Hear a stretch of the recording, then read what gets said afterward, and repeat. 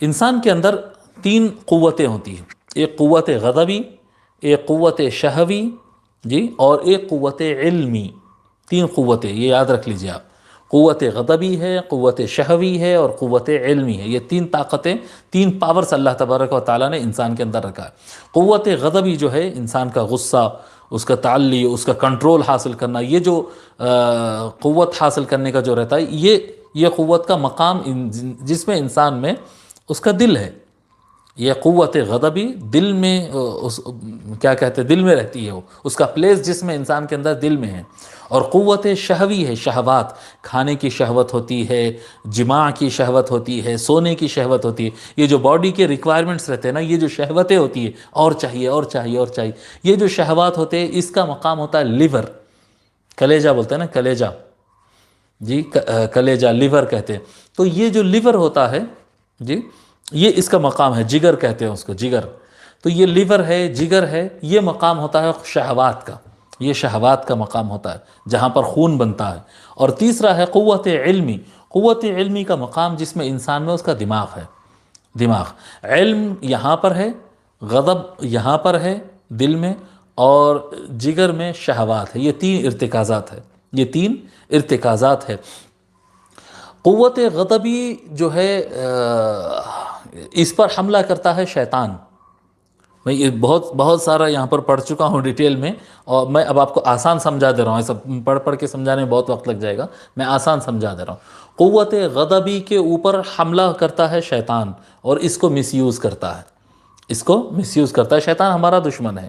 اور دوسری چیز ہے قوت شہوی، یہاں پر نفس امارہ، نفس امارہ انسان کو پریشان کرتی ہے، نفس امارہ۔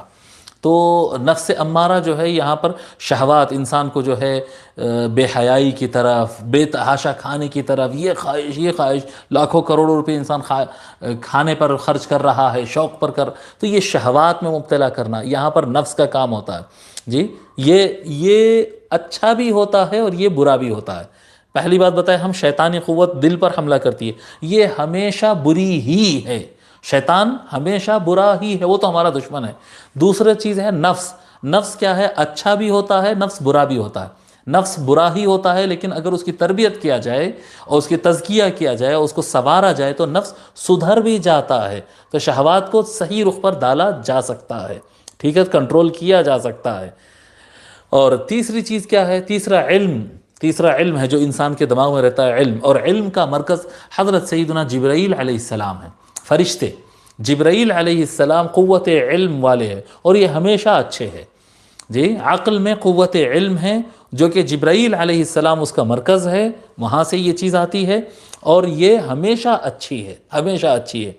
شہوات، جگر، اس کا مقام جگر ہے، شہوات کا مقام جگر ہے، اور نفس اس کو کنٹرول کرتا ہے، اور نفس برا ہوتا ہے لیکن سدھارنے سے سدھر جاتا ہے۔ قوت غضبی دل میں ہوتی ہے، اور یہ شیطان اس پر حملہ کرتا ہے، شیطان اس کو کنٹرول کرتا ہے، اور شیطان کبھی سدھرتا نہیں ہے۔ اب اس کا علاج کا طریقہ یہ ہوتا ہے، اس کا علاج کا طریقہ یہ ہوتا ہے کہ شیطان کو ہکال دینا، جی، شیطان کو ہکال دینا، اعوذ باللہ من الشیطان الرجیم کہہ کے اس کو ہکال دینا، اس کو آنے نہیں دینا، نفس کو سدھارنا۔ قد افلح من زکاہا، اللہ تبارک و تعالیٰ فرماتا ہے کہ کامیاب وہ ہو گیا جس نے اپنے نفس کا تزکیہ کر لیا، سدھار دیا۔ اور جبرائیل علیہ السلام مدد ہے، واسطہ ہے، اللہ تبارک و تعالیٰ اپنی وحی جبرائیل علیہ السلام کے ذریعے انبیاء کو دیتا ہے، اور جب اللہ کے رسول صلی اللہ علیہ وسلم خوش ہوتے تو فرماتے اللہم ایدہ بروح القدس۔